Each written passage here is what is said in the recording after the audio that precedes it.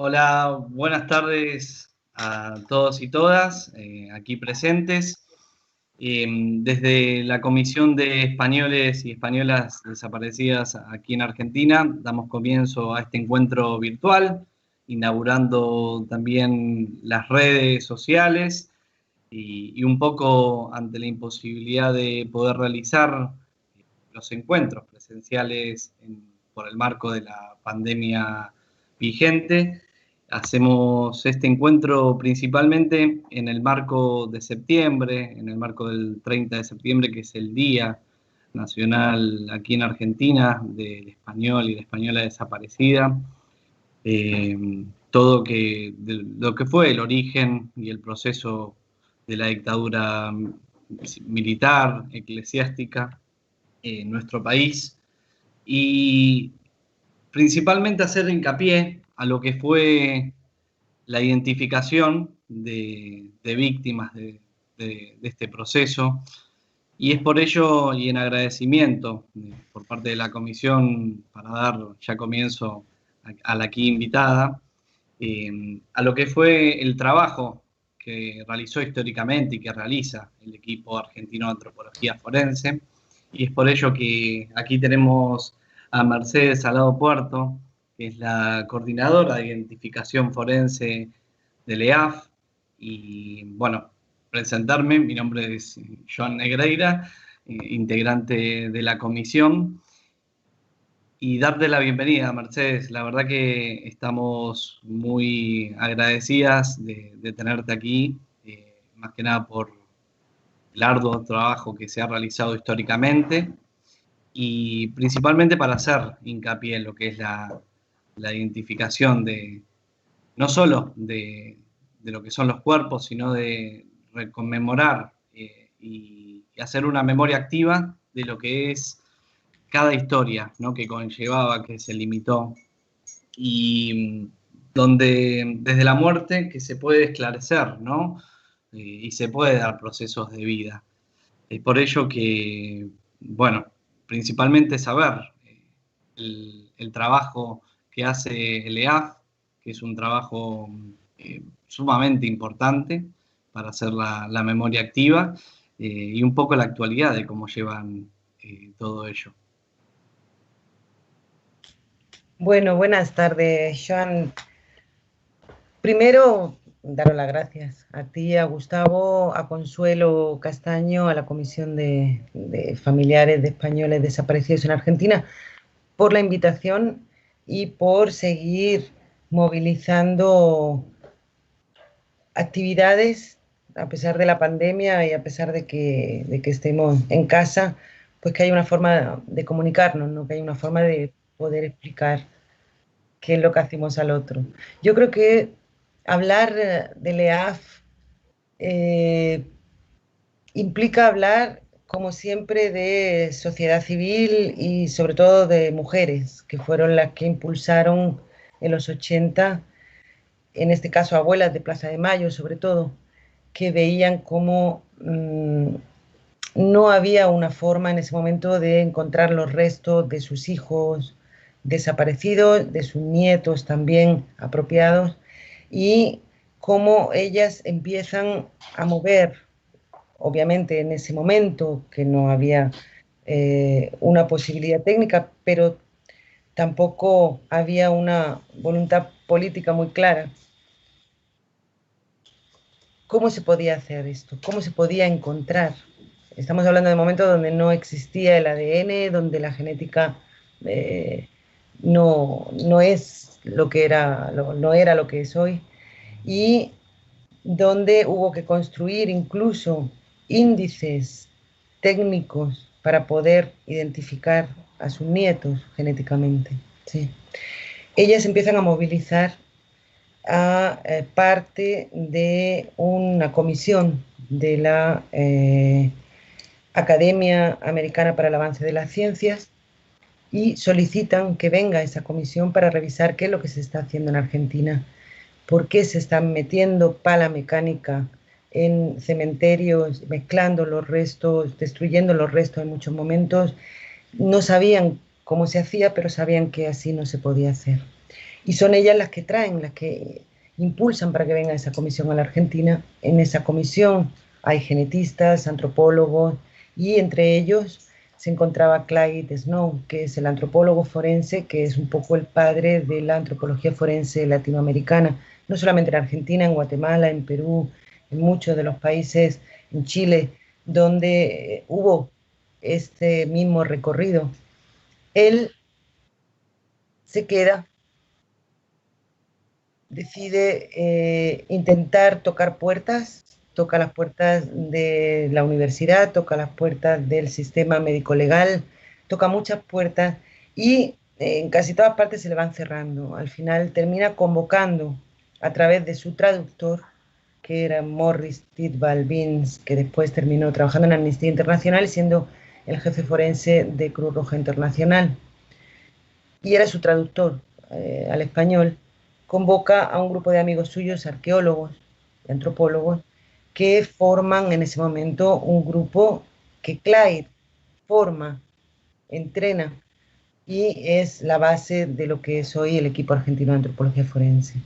En un momento en el que era muy complejo, no solamente políticamente, estamos hablando del año 1984, sino también técnicamente. No existía todavía muchas de las técnicas que usamos ahora. No podíamos no solamente hablar de genética, había muchísimo limitación al acceso a la información, había mucho miedo todavía a poderse involucrar en un trabajo de campo, en un trabajo de acercamiento a los familiares. Las familias tenían mucho rechazo, con razón, al sistema médico legal en ese momento, que había sido intervenido por la dictadura militar, con lo cual había que generar toda una confianza para poder acercarse y para poder ver cómo se hacía eso desde cero. No había precedente, o sea, fíjate que el equipo es el primero en el mundo trabajando en la identificación de personas desaparecidas por razones políticas. Después, esta metodología se exportó a muchos otros contextos, se exportó a muchos otros países, pero en ese momento no había nada. ¿Sí? Había que unir quién investigaba, quién recuperaba los restos de una forma arqueológica, de una forma técnicamente correcta, y quién analizaba esos restos en un laboratorio y los identificaba en ese momento sin el apoyo de la genética. Hasta 1992 no se toman las primeras muestras para intentar mandarlas a distintos laboratorios en Inglaterra o en Estados Unidos, con muy pocos resultados, sin nada de apoyo económico aparte.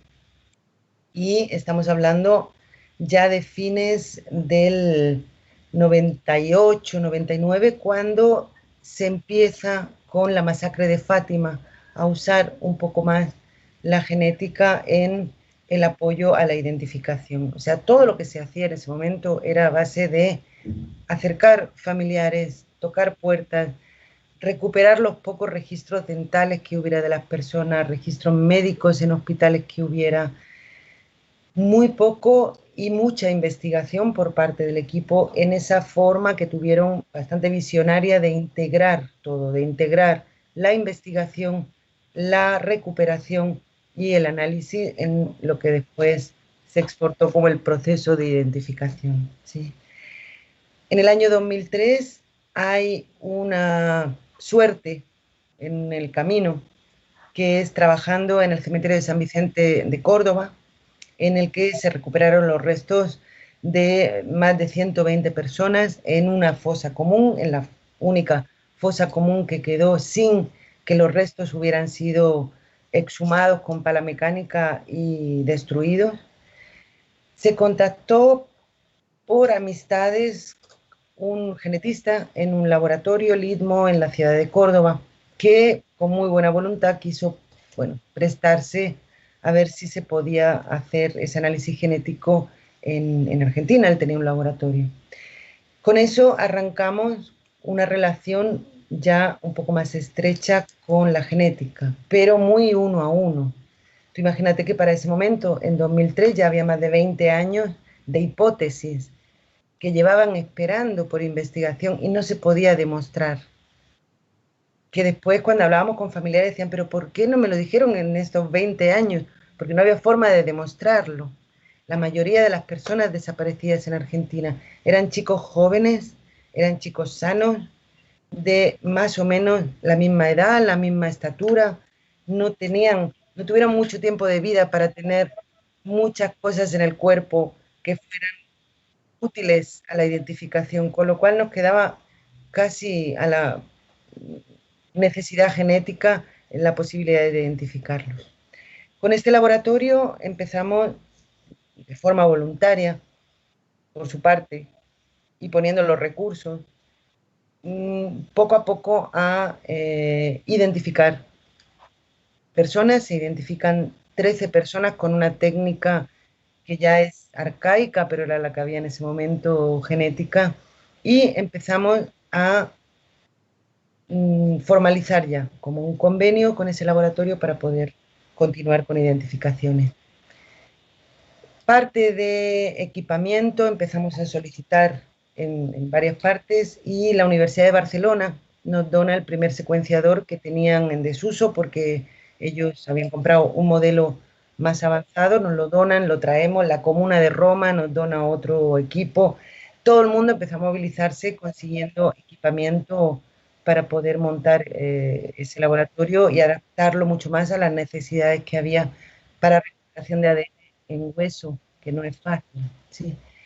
Con eso se llega a unas más de 100 personas identificadas a fines de 2008, en el que por fin, después de unos años de trabajo y unirnos con la Fundación de Antropología Forense de Guatemala y con el Humano de Antropología Forense, se plantea un proyecto a gran escala al Congreso de Estados Unidos sobre la identificación ya masiva de personas, que se llama la Iniciativa Latinoamericana para la Identificación de Personas Desaparecidas. Ese proyecto se plantea al Congreso de Estados Unidos porque era un medio en el que podíamos conseguir los recursos realmente necesarios como para poder empezar a pensar en armar una base, un banco de datos genéticos, y en poder tener el dinero, el recurso, para poder hacer ahora sí un llamado a los familiares para que donaran su muestra de sangre. Hasta ese momento eran los familiares los que se acercaban al equipo. No podíamos llamar a los familiares porque no teníamos el recurso para poder dar respuesta a ese llamado, por eso tampoco, a menos que hubiera ya una hipótesis por identificación, por investigación, no se contactaba al familiar y no había ninguna idea de dónde podía estar los restos. Y en ese momento, en 2007, se aprueba ese proyecto, por lo cual empiezan a haber convenios entre el equipo y el Estado, Ministerio de Salud y el Secretaría de Derechos Humanos, para armar una red en el país de más de 60 hospitales y más de 60 oficinas de derechos humanos para que los familiares puedan ir a dar la muestra a distintos puntos sin necesidad de que tuvieran que viajar a capital, o nosotros, que no somos muchos, poder desplazarnos a las distintas provincias y tomar las muestras. Ahora sí, hacíamos una campaña pública, una campaña en los medios, en todas partes, como para poder solicitar que vinieran a dar una muestra de sangre para poder identificar los restos de más de 800 personas desaparecidas que teníamos en las oficinas en ese momento y no podíamos demostrar la identidad de otra forma. Entonces, en esas campañas hubo que capacitar esos grupos, hubo que hacer instructivos, hubo que diseñar todo un mecanismo de cadenas de custodia, de llegada segura. Nos pusieron a disposición el Ministerio de Salud de la red de hemoterapia, y era una cosa muy loca, porque nosotros estábamos acostumbrados a tener el contacto con los familiares. Para el equipo, el contacto con el familiar siempre fue prioritario y fue primordial, aunque no se pudiera dar una respuesta de la identificación en ese momento, pero siempre las entrevistas con familiares, las entrevistas con sobrevivientes también de centros, personas liberadas de centros clandestinos, era primordial. Pero se empieza con una campaña y con una red de hospitales en la que las personas tenían que tomar la muestra. Eran personal de salud, no estaban acostumbrados a recibir al familiar de una persona desaparecida.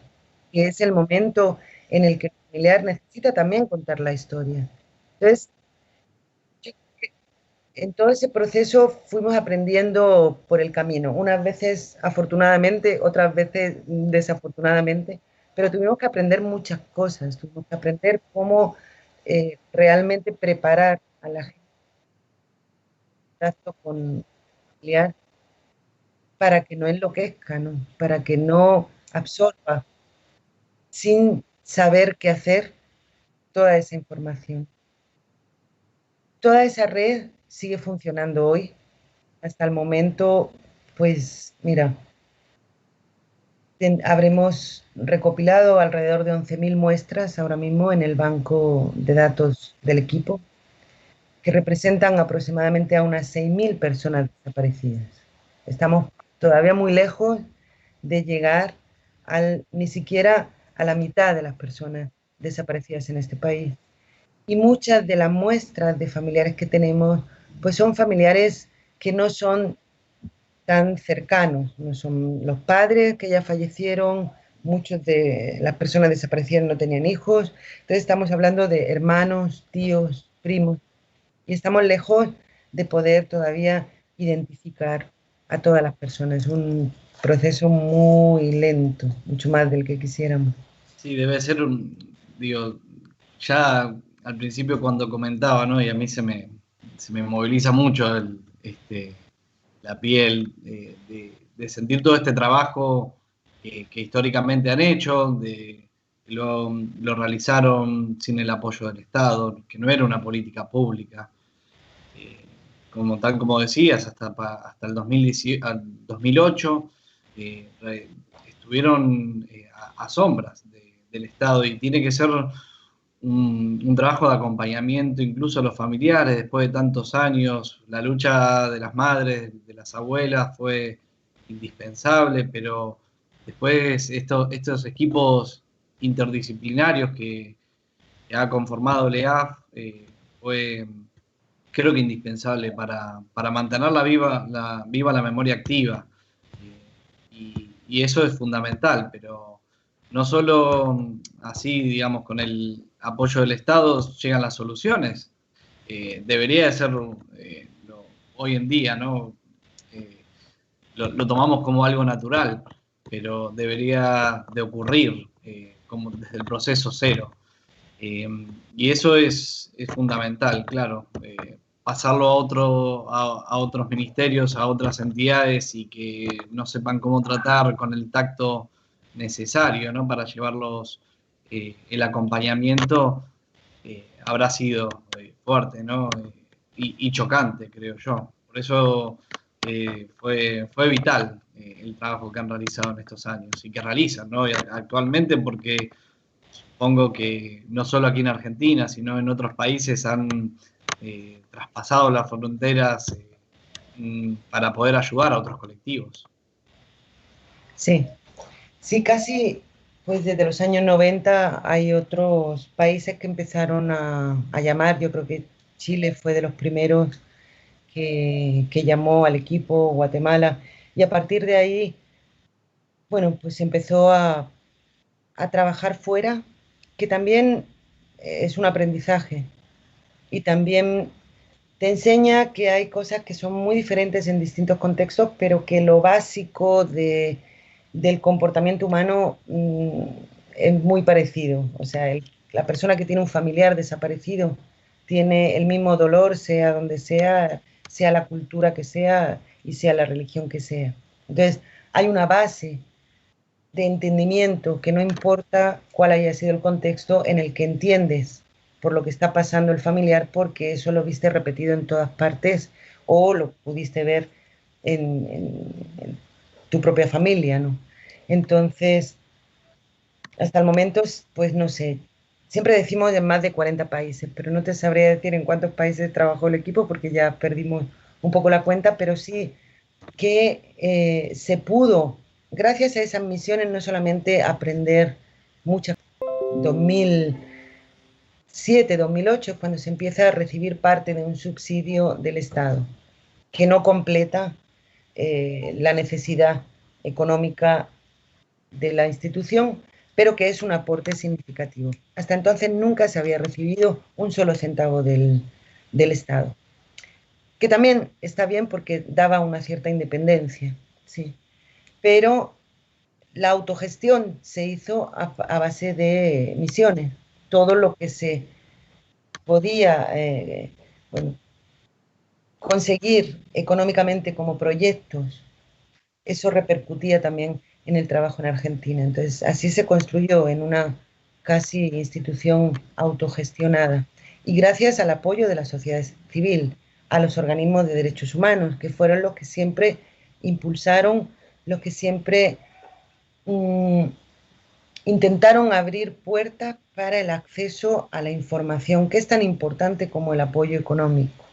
Y hay voluntades políticas que se demuestran no solamente dando un presupuesto, sino que se demuestran poniendo una red de hospitales a disposición, abriendo un archivo para que lo puedas ver, facilitando el acceso a ciertas fuentes que necesitas. Entonces, hay muchas voluntades políticas que no solamente dependen de lo económico y que se demuestran, pues, con un impacto tan significativo como es poder encontrar una persona. Exacto, y que es la lucha histórica, ¿no? Quizás yendo más al plano de lo que es la Comisión de Españoles y Españolas Desaparecidas, ¿no? Esta lucha inclaudicable que llevó María Consuelo Castaño en todos estos años con familiares y víctimas aquí en Argentina, que bueno, te has encontrado, ¿no? También con ella y con ellos a lo largo de toda esta historia. ¿Qué decir de lo que fue? Si hubo eh, alguna cuestión que te haya impactado, ¿no? Con respecto a los desaparecidos españoles aquí, teniendo en cuenta que eran jóvenes entre 20 y 30 años, tal como decías anteriormente, y que no solo sufrieron el proceso dictatorial de la Argentina, sino que ya también venían de un pasado terrible en España con la dictadura franquista. Sí. Mira, primera cosa que me impactó fue Consuelo, así, directamente. Una luchadora. Por la fortaleza, la historia y la dignidad con la que ha ido como una hormiga trabajando desde hace más de 30 años. Y no solamente por su historia personal, sino por su lucha permanente y enfrentándose pues a un gigante, como es la falta de voluntad política de dos países, porque si ya es malo enfrentarla de uno, imagínate enfrentarla de dos países y quedarte en el medio, porque creo que un poco los españoles, como dices tú, los españoles desaparecidos aquí eran un poco el jamón del sándwich, cada uno se lavaba las manos en algún sentido, ¿no? Entonces, con la comisión llevamos mucho tiempo y gracias a muchas personas de la comisión, pero sobre todo la figura de Consuelo Castaño, que contactó con nosotros desde el minuto cero y empezamos a ver cómo se podía colaborar, cómo se podía intercambiar listas, cómo se podía localizar familiares, qué era lo que se podía hacer de manera conjunta, si había presiones que pudiéramos hacer conjuntamente a la embajada, en este caso de España, para llegar a cierta información. Por eso te digo, la falta de voluntad política a veces se refleja en eso. Nosotros nos encontramos durante muchos años, yo personalmente, entregando una lista con 135 nombres al Estado español para que confirmaran simplemente que eran españoles y pudieran darnos, aparte de esa confirmación, si había alguna huella dactilar en algún registro para poder cruzarla con la huella de los cadáveres y saber el lugar de origen, confirmarlo para ver si podíamos localizar familiares. A los 10 años, honestamente, yo me cansé. Consuelo nunca se cansó, obviamente. Yo me cansé de pedir simplemente al Estado español, no que pusieran a disposición recursos económicos o que montaran una fiscalía especial, que confirmaran que 135 ciudadanos españoles lo eran. Y nunca hubo respuesta. ¿Sí? Eso es doblemente frustrante. Cuando tú lo ves, yo soy española, yo no lo podía creer. Siendo española, yo no lo podía creer que eso estuviera pasando aquí. Y yo ya venía de una historia en España de conocer el olvido de los desaparecidos españoles de la dictadura y de la guerra civil y de la dictadura franquista. Yo vengo de una familia represaliada y sé lo que es el disimulo del Estado español frente a eso. Pero aquí también, acá no hubo nunca mucha acción, mucho acceso a la información y mucha voluntad de nada. Con lo cual, me parece que la Comisión de Españoles Desaparecidos en Argentina es la única entidad que realmente ha velado porque se identifiquen los ciudadanos españoles que por derecho deberían ser investigados por su propio país, pero que no lo fueron. Con lo cual, bueno, pues ahí sigue la comisión. Yo abandoné, tengo la lista todavía y seguramente en algún momento de mi vida seguiré entregándola a la embajada, pero Consuelo sigue todavía. Es muy complicado cuando,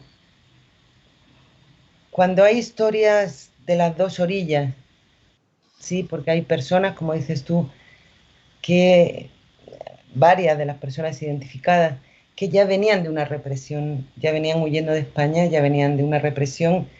Mira, te pongo un ejemplo, una de las personas que identificamos, no podíamos identificarla porque no tenía el pasaporte, porque lo rompió por tener el escudo franquista. Entonces, había que hacer toda una investigación de ver dónde tenía la cédula de radicación en Argentina, porque su pasaporte nunca, o sea, no quiso saber nada más con ese pasaporte porque él venía huyendo de una dictadura ya, o sea, cosas así. Personas desaparecidas aquí que han sido brigadistas en España y cuando volvieron los desaparecieron acá. Muchas historias de ida y vuelta que se entremezclan. Sí, habrá sido, creo que movilizante todo este trabajo y por eso es una llama viva, tal como dices, el trabajo de la comisión es indispensable para que España algún día reconozca, que no ponga trabas burocráticas, que sinceramente se acuerde de aquellas personas que tuvieron que irse al exilio, ¿no? Y que luego formaron vida aquí, que tuvieron hijos e hijas que después inclusive tuvieron lo peor, que fue la dictadura argentina aquí en Argentina, y que no solo afectó, digo, a lo que es Buenos Aires, sino a las distintas provincias. De los casos que tuviste, que se trabajó desde el EAF, porque claro, sin el EAF la comisión no pudo, digamos, llevar con tanta fuerza, ¿no? El acompañamiento de, de la identificación de muchos de los españoles. ¿Hubo algún caso en particular que te llamara la atención? Pues mira, yo creo que sí la comisión estuvo en acompañamiento a, por lo menos a todos los, los casos que yo recuerde, por lo menos 7 de los 8 casos que yo recuerde, la comisión estuvo muy presente porque en parte los familiares eran miembros de la comisión. Totalmente. Y no solamente eso, sino que la comisión facilitó el contacto con ellos. Si no hubiera sido por eso, posiblemente no hubieran sabido que el EAF existía o que nosotros estábamos tomando muestras de sangre. O sea, fueron ellos en gran parte los que movilizaron la llegada a los familiares. Y yo, mira, nunca, cada caso yo creo que te toca de una forma. A mí me tocan más, o no sé si más, me tocan peor los que no encontramos. porque conozco a los familiares, porque les veo y no me lo preguntan ya, pero hay formas de preguntarte sin mencionarlo, pero te pesan, me pesa el marido de Consuelo, me pesa el padre de Alejandra, la madre de Alejandra, que todavía no la pudimos encontrar, me pesan los que todavía no encontramos. Y, y no te podría destacar un caso. Hay muchas anécdotas de las personas que hemos identificado, de las reacciones, de sus momentos. Siempre nos reímos con Consuelo cuando se identificó a, a Urbano López, su hijo.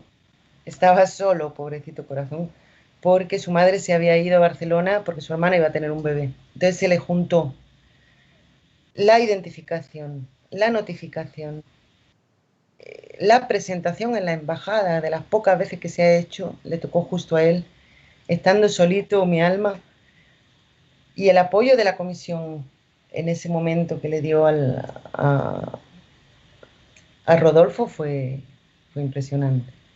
Esas cosas te quedan como imágenes, pero pesan los que no encontramos. A mí esos son los que más me acuerdo.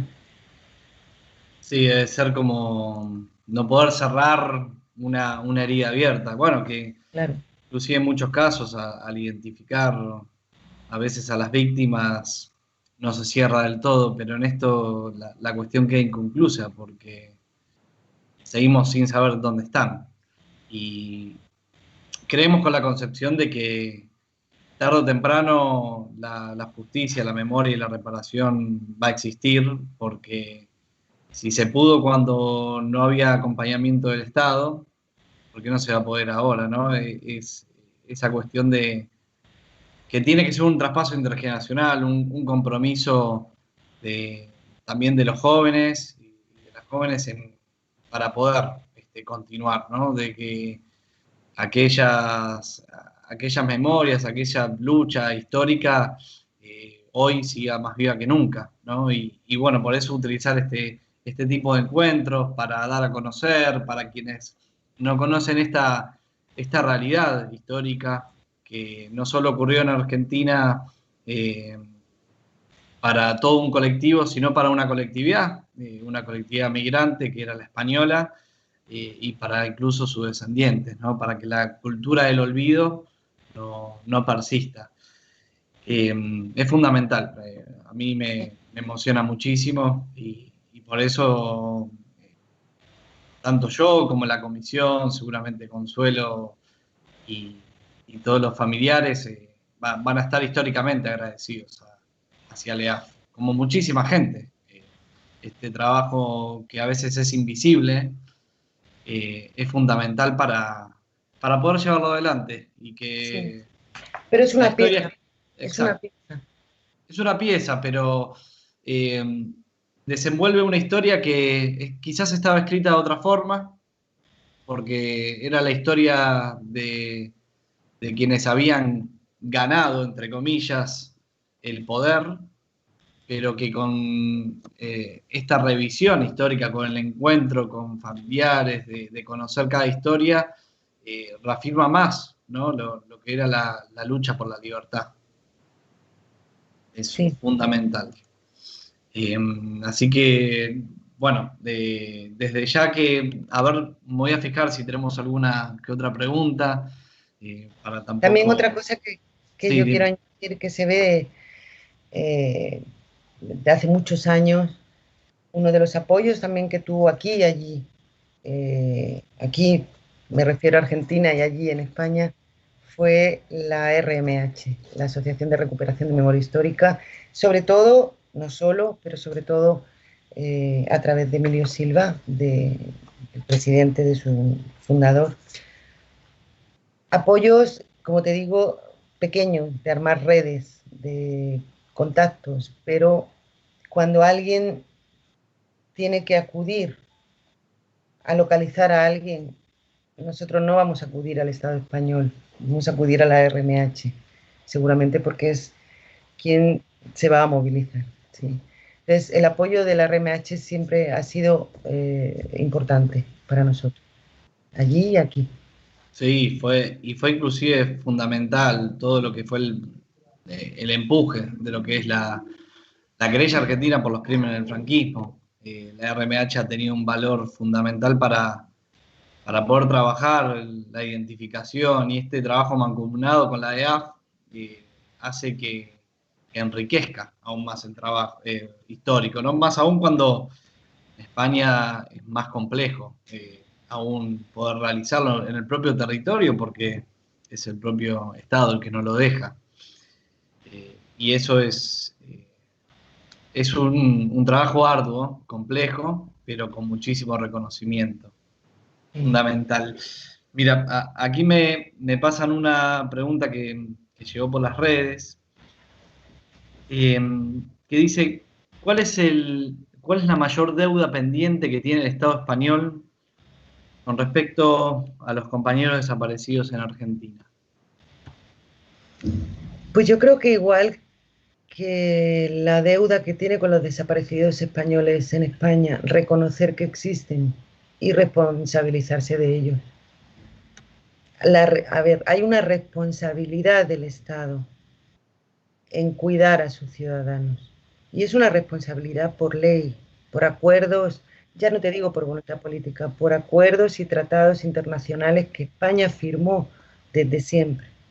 Y esos acuerdos, y ya tiene varias llamadas de atención por parte del grupo de desaparición forzada de Naciones Unidas, España como país tiene llamadas de atención porque no está cumpliendo sus deberes en cuanto a la investigación de casos de ciudadanos desaparecidos en cualquier época. Sí. Entonces creo que la mayor deuda que tiene es reconocer y responsabilizarse de lo que le corresponde como país. Sí, sí, sí, por lo menos es pedir perdón, ¿no? No Como hacer un mínimo. favor, no es hacer un favor, es tomar responsabilidad de lo que le corresponde por ley, Exacto. simplemente. Una deuda histórica. Esperemos que algún día, Histórica y reciente, sí, sí, y que persiste, digamos, porque es sistemática, diríamos. totalmente, es la reproducción, más aún si nos enseñan las escuelas que lo que ocurrió. Eh, Exactamente. Eso es fundamental. Bueno, más que nada, ya para ir dándole un cierre, porque bueno, esto ha sido verdaderamente fructífero y muy importante para hacer hincapié.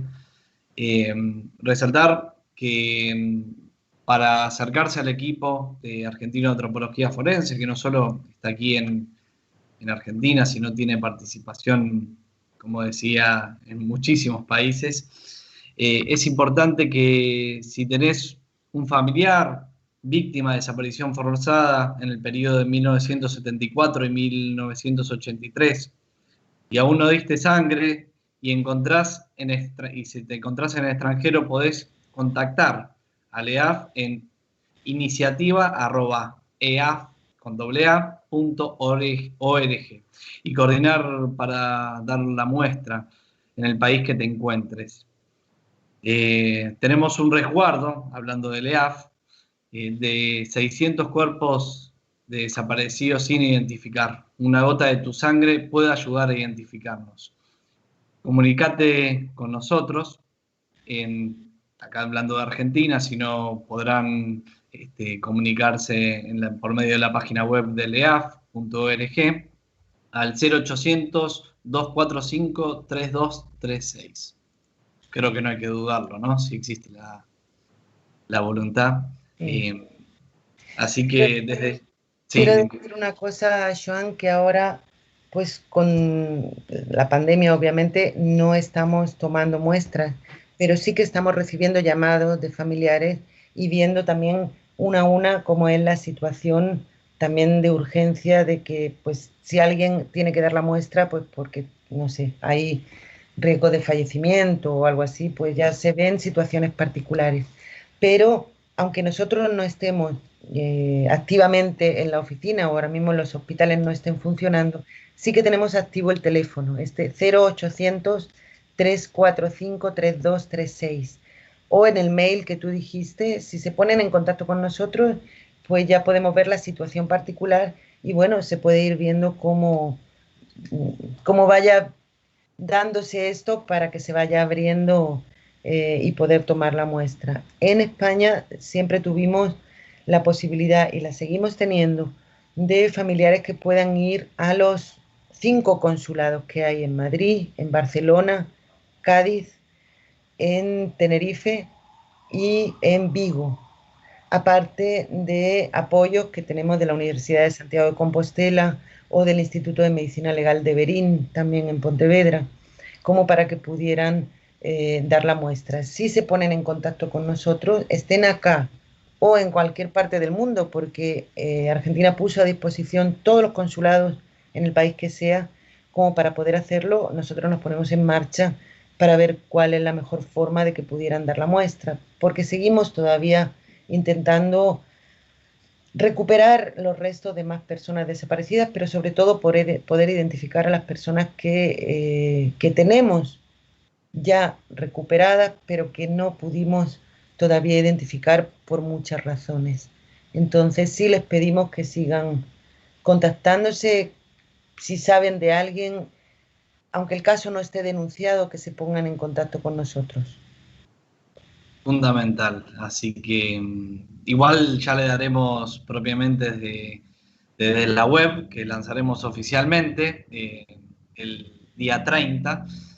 Pondremos también por medio de contacto todos los medios de LEAF, principalmente para hacer fuerza, que si existe una duda, que si existe cualquier cuestión y cualquier iniciativa, se canalice por ahí, porque el tiempo pasa y las historias de vida, si no, se pierden. Sí. Yo por lo menos como descendiente lo vivo lo viví con mis abuelos, con mis abuelas, que si no tenía ese encuentro, que ya era difícil por obvias razones del exilio, si no se pierden las palabras, si no se graba, si no se hace la denuncia o se cuenta, son historias que se pierden y son importantes que queden registradas para que haya memoria, verdad, justicia y reparación. Así que Mercedes, desde ya, en nombre de la comisión, sumamente agradecidos y agradecidas por este encuentro, una gran iniciativa para inaugurar las redes sociales y bueno, un honor, sinceramente. Igualmente, Ponernos a muchísimas gracias. disposición y esperemos que podamos encontrarnos verdaderamente para celebrar nuevas identificaciones y que la reparación de esta memoria histórica sea consecuente con el tiempo. Yo espero que sí. Yo tengo fe todavía. Totalmente, es lo último que se pierde. La Total. La fuerza esperanza, total. tiene que ser indispensable. Muchísimas gracias por todo y Gracias bueno, a ti. así ha sido. Hasta luego.